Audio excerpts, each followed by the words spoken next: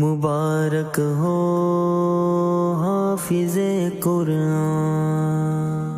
مبارک ہو حافظ قرآن، ہو مبارک یہ سعادت حافظ قرآن کو، جس نے سینے میں رکھا ہے تحفہ رحمان کو۔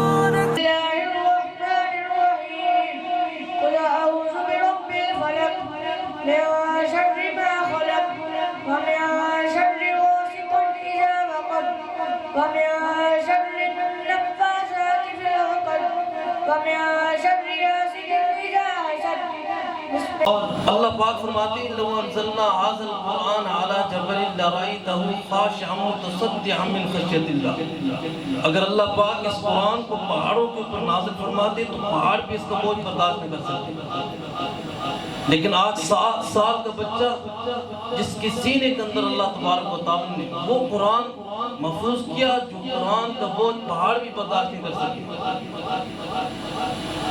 تو اللہ پاک نے اس کی حفاظت کا ذمہ خود لیا ہے۔ کس کے ذریعے لیا ہے؟ ان حفاظ قرآن۔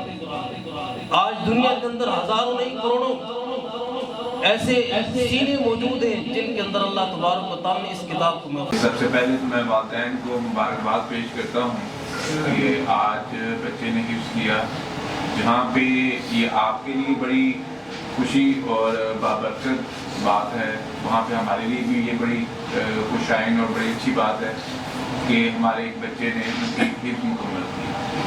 تو اللہ تعالیٰ کا ہم شکر ادا کرتے ہیں کہ آج کا دن انہوں نے دکھایا، اور یہ ساری جو تگدو اور محنت والدین کی یا ادارے کی ہے وہ یہی ہے کہ ہم دنیا اور آخرت کے اندر کامیابی حاصل کریں۔ الدنیا وعذاب الآخرہ۔ اللہم آنس وحشتی فی قبری، اللہم ارحمنی فی القرآن العظیم واجعلہ لی اماما ونورا وہدا ورحمہ، اللہم ذکرنی منہ ما نسیت وعلمنی منہ ما جہلت وارزقنی تلاوتہ آناء اللیل وآناء النہار واجعلہ لی حجتا یا رب العالمین۔ یا اللہ ہمارے صغیرہ کبیرہ گناہ کو معاف فرما، یا اللہ ہماری غلطی کو کوتاہی سے درگزر فرما، یا اللہ ہمارے سیئات کو حسنات میں تبدیل فرما، ہم سب کا مل بیٹھنا اپنی بارگاہ میں قبول و منظور فرما۔ یا اللہ جو قرآن کریم کی تلاوت ہو یا اللہ اس کو اپنی بارگاہ میں قبول فرما۔ یا اللہ اس بچے نے جو قرآن کریم حفظ کیا یا اللہ اس کے اوپر عمل کرنے کی توفیق عطا فرما۔ مبارک ہو حافظ قرآن، مبارک ہو حافظ قرآن،